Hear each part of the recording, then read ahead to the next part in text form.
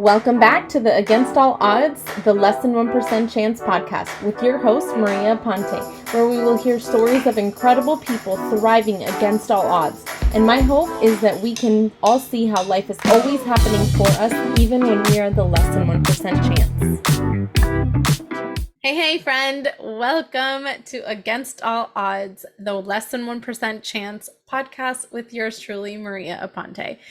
I wanted to jump on with this first episode, just giving you an overview as to why I'm starting the podcast, why I listen to this podcast, what I just felt so deep in my soul. The first thing is that I feel like I have literally lived my whole life being the less than 1% chance. But more on that a little bit later. I feel like I've been not only able to overcome everything that I have gone through, but I've been able to thrive, and I've been able to become a much better person in the process of it. I've been able to find purpose in what in the things that I have lived in my life, and I'm no more special than anyone else. And I guess my hope for my listeners is to see that through everything that they're going through their life's ups and downs, there is a reason or a purpose behind it. Not even a reason, a purpose behind it. And life is always happening for you and not to you. And then most importantly, I feel like aside from my story, I have learned and grown to know some people that have really truly been through some incredible odds. They have really gone above and beyond to go through these odds and surpass the obstacles that they have come through, and against all odds have made it so that they can see themselves thrive and become better people along the way. So more than anything, I want to highlight those people, those stories, because my hope for all of this, I want to help inspire hope through these stories for my listeners, to see how life happens for you and not to you, to find meaning behind your own story, and to build the confidence within yourself to pursue your dreams. I feel that really, really deep in my soul. So with that being said, let's begin. Why the name? Why the name Against All Odds, the Less Than 1% Chance? So a little bit about me. I'm 40 years old, mom of 3, bonus mom to 3, and I have 3 fur babies. In the 80s, when I was born, there wasn't like sonograms or ultrasounds that just happened like we get them, well, like nowadays, right? Back in my day, that just didn't happen unless there were something significantly wrong. And so, kind of taking a little bit further back, let me just backtrack a little bit. My parents, they were in search of a girl. And after having 2 boys, my oldest brother is about 10 years older than me, and then my second oldest brother is 7 years older than me. And in between, my parents had gotten pregnant and my mom had a miscarriage, and they were in search for a girl, me. So in this search for the girl, they happened to talk to their priest, and their priest funny enough, tells them, oh, there's a way for, with the woman's menstrual cycle, for you to, like, heighten your odds of it being a girl. And I mean, don't come at me in this. I am here. So obviously, whether it was because of this rhythmic thing with the menstrual cycle, I don't know. However, I am here, so it worked. So my parents got pregnant, and my mom, like almost 3 months into her pregnancy, had a miscarriage. She went to go get checked, the follow-up after her miscarriage. She went to go get checked, and the doctor was like, there's still a heartbeat here. And so, as rare as it may not be now, but it was at that point. And where I'm from a smaller town in Puerto Rico. That's not something that was seen. It was super rare. And I was the surviving twin. And through all of this, my mom, I mean, this is to the point, let's just put it this way, to the point that I was just one of those weird situations all around. So my mom had this miscarriage, I stayed. When my mom went into labor with me, she had no clue that she was in labor and didn't feel any pain at all. I think that was because I was reserving all of it for later in life.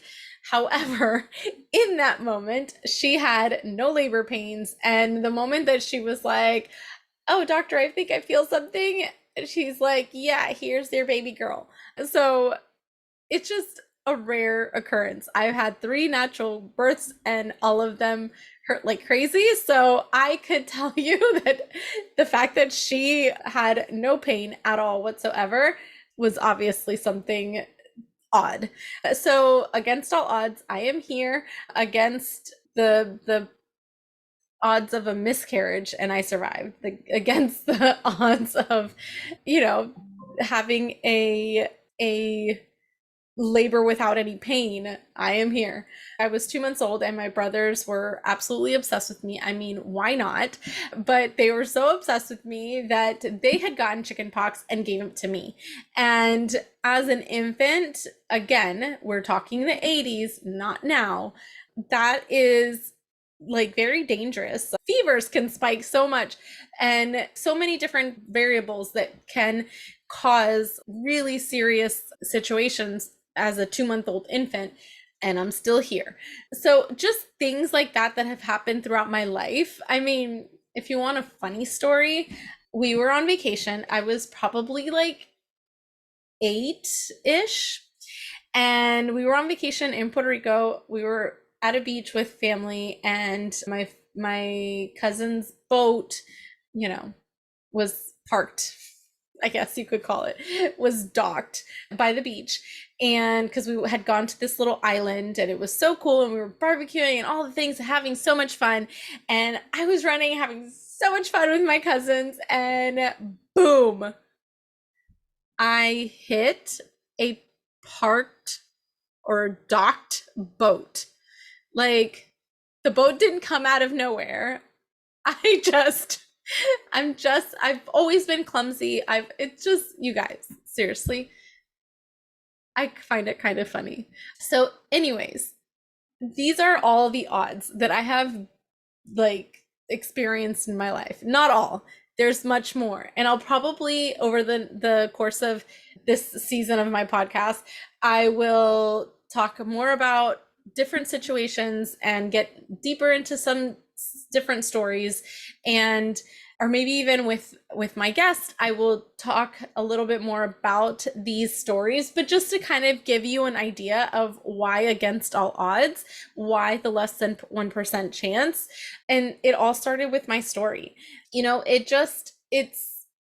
I feel like it's been my purpose, and I didn't know it until just recently that this needed to happen.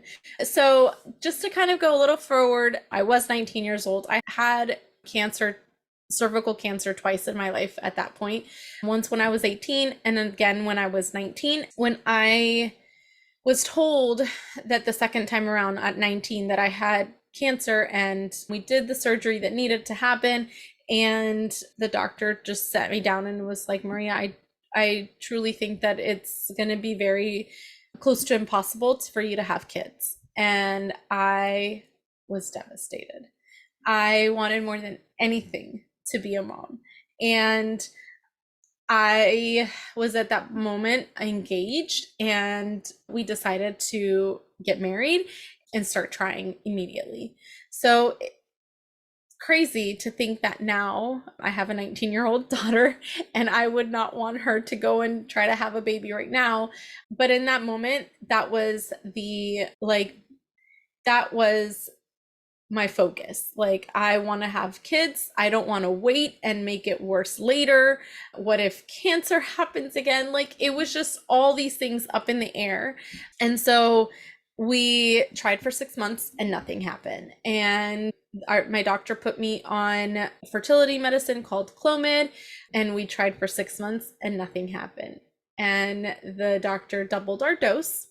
And just to kind of give you some context, so remember I said I was a twin, so I was a fraternal twin, hence why it didn't get further complicated when my mom had a miscarriage. And my ex-husband, the father of my kids, is an identical twin. So in my thought process, as the doctor was like doubling my dose of this fertility medicine, I was like, oh my gosh, mom, I'm gonna have like 10 kids. Oh my gosh. So all wrapped up in this little bundle of joy is 10 kids just in one. Back to the story. I was kind of freaking out, but anyways, we went ahead with it. We did that for about 6 months or so. And the last month, I remember it was May of 2003. I said, no more. I can't do this anymore. Anyone that has experienced any type of trouble, fertility issues can probably understand this. It is heartbreaking. It is every month going through these different things for you to try to have this baby that you so much desire, and every month getting a negative test, or it didn't happen this month, or there's no ovulation or anything. It's heartbreaking. And so by that time I was just like, I couldn't take it anymore. So I told my husband at the time, and I sat him down. I was like, I can't do this anymore. We're gonna do this last dose because we already got it, and then I'm done. Whatever we can figure out later, but for now I'm done. And so we went on a vacation at the end of May of that year, and I got pregnant in Puerto Rico. So came back to find out that a few weeks later I was pregnant, and I couldn't even with myself. I felt so incredibly blessed, and like at that moment you feel like, why not me? Why can't I have kids? Is there something wrong with me? Like there were so many things, and then it happens and you're like, oh my gosh, I'm so blessed. It was such an amazing time in my life when I just remember when I found out I was pregnant, when I told my husband that I was pregnant, when I told my family that I was pregnant. Like I just remember all of that. And I don't have a great memory, but I remember all of that. So fast forward me having her. She is 9 months old, and we go on a weekend trip to Las Vegas. And I didn't think that I could get pregnant again, and I came back with the biggest jackpot, my son. So from Vegas, not everything stays there. I came back with my son, and so I only got pregnant on vacations, and I was like, oh my gosh, okay, we need to start reeling it back. I didn't think I could get pregnant, so let's start birth control, whatever. About 2.5 years later, I am on birth control and I get pregnant with my third. So I am that, the 1% chance that it may not work. I was that percent chance that it didn't work. So I have this beautiful baby girl. Great. My 3 kids. I was 25 and I had 3 kids under 5. I was ready for a break. So I talked to my doctor. My doctor was like, no, Maria, maybe let's just not do the birth control pill because obviously that didn't work for you. How about let's try an IUD? So I tried the IUD, and just know that I get very personal and I don't really have a filter. So that's what you should expect with me in any of the stories that I give. I am very open and very upfront. So if it's TMI, I apologize in advance, but it's going to happen. So the doctor was like, let's do the IUD. IUD worked great. Wonderful. About at around 2 years from then, or a little less. It was a little less than 2 years. I was experiencing so much pain, so much pain. And no one could understand what it was. I had a different type of surgery that I don't really need to get into, that they thought that that would help it. It didn't work. They did sonograms. They found out that I had a very big cyst in my ovary. However, it looked like it was deflating. So we were going to go check it again in 6 to 8 weeks. In this process, I was also separating from my ex-husband. We kind of separated in end of October of that year, and he left the house December 1st of that year. It was 2010. I went 7 weeks later, the week of my birthday in December. And when I went to the ultrasound place, they did the ultrasound, and the technician finished, went and got the doctor from the facility, not even my doctor. And they came back and were like, you need to see your doctor immediately. This has grown so much, and it's no wonder you're in so much pain. At that point, I couldn't even withstand a whole week at work without having to go home because I was in so much pain. So I go see my doctor. The next week, we schedule surgery, December 22nd. He said, I have either this one surgery December 22nd, but it's before the holidays. I don't know if you want to go through that prior to the holidays, or if you want to wait until after I come back from vacation at the beginning of the year. And I said, you know what, doctor? No, I need this. I can't even handle this pain. I need relief. And so we scheduled the surgery for December 22nd. I had my dad drop me off in the morning because it was supposed to be just an hour long. And then my mom was going to pick me up in the afternoon after work. And, all was great. And so I get in and I sign off for all of the things, all the possible things that could happen. I sign off on everything. And when I wake up, the surgery was supposed to be about an hour. When I wake up, it is 4.5 hours later. My doctor is in the room, and when I open my eyes, he just took this big breath of it was just the biggest sigh of relief. He was like, oh, thank God. And I looked at him and I was like, what do you mean? And my mom was not able to be there, or wasn't able to. They weren't allowing her to come in because at that time there wasn't a code like they have now to be able to call and check. They wouldn't give her any information. So for 4.5 hours, I was in surgery, and nobody was able to find out anything because nobody stayed with me in the hospital. So I looked at him and he was like, well, it wasn't a cyst. It was a tubal ovarian abscess, which basically means that it was this big abscess, big ball of infection that was kind of overtaking my ovary, my right ovary and fallopian tube. And he was like, you lost a lot of blood. We had to do a blood transfusion. I almost lost you a few times, so I'm just really grateful that you're awake. And I lost it. I was like, what? I was a newly single mom, and I'm not going to cry in this. I told myself I wasn't going to cry. I was a newly single mom, and I was told that I could have possibly not been there. And just reality really shook me.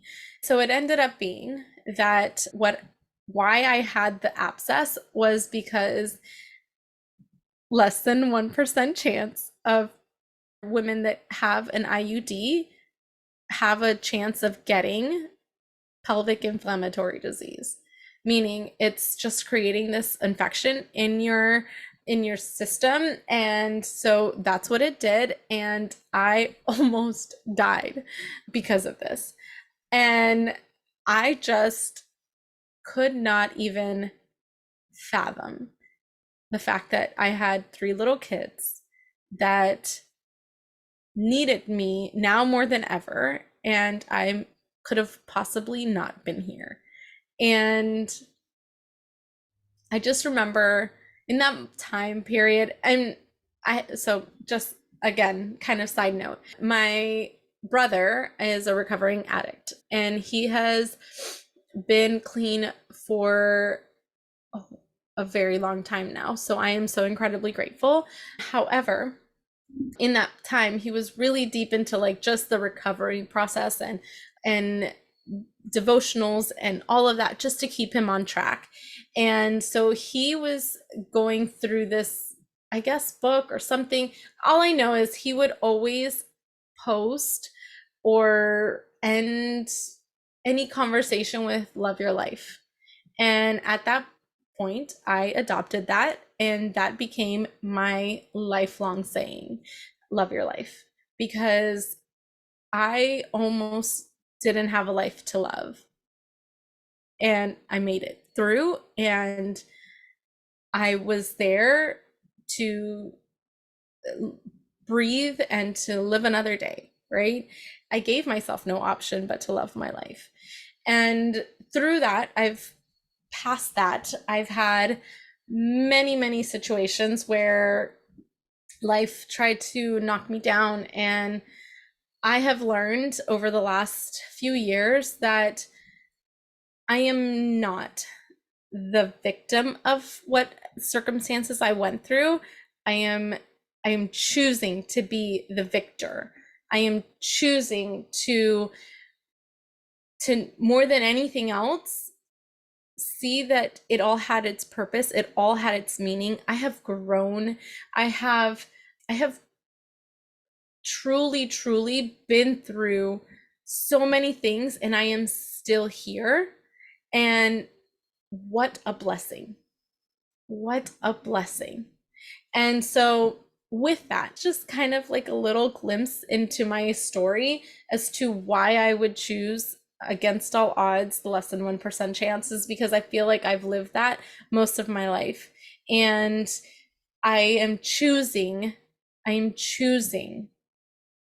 to make whatever I've gone through have purpose and meaning. And I am choosing to see how it happened for me and not to me.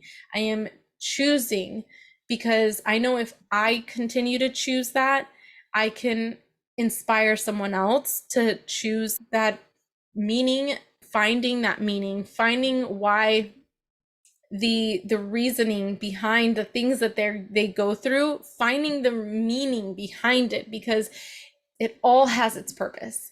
And I feel so strongly, so deep in my soul, that the people that I will end up interviewing in this podcast, in the stories that I tell you, I am nobody extra special than anybody else. And if I can figure out how to choose to see why the purpose behind the things that I have gone through, if I can choose to see those things, then maybe I can inspire someone else to choose that too. And that can maybe then inspire someone else to choose that too. And so forth and so on and so on. And if you're watching this on YouTube, you'll see I have tattooed on my arm legacy. I feel like this is part of my legacy. This is learning to see life in a different way, learning to see life as finding purpose and meaning through the things that we go through, the finding growth through everything that we go through. I feel like that is what I'm going to leave, the legacy that I'm going to leave, not only for my family, but for those that happen to listen, to figure out that life is happening for them just because they heard a story on here, just because they felt as a bit of inspiration or felt empowered to find those reasons as to why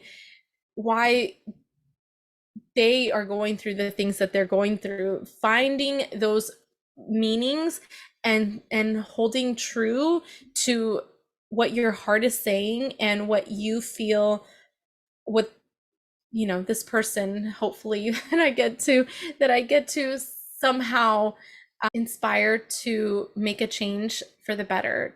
I feel like God can work through these stories in so many different ways so that the people that are listening have a bit of inspiration, that they find some hope in all of this, that they see that life is always happening for them, and that they can build the confidence in themselves to pursue their dreams and to grow as a person and to just be a better human for their family and for themselves and for the legacy that they're supposed to leave.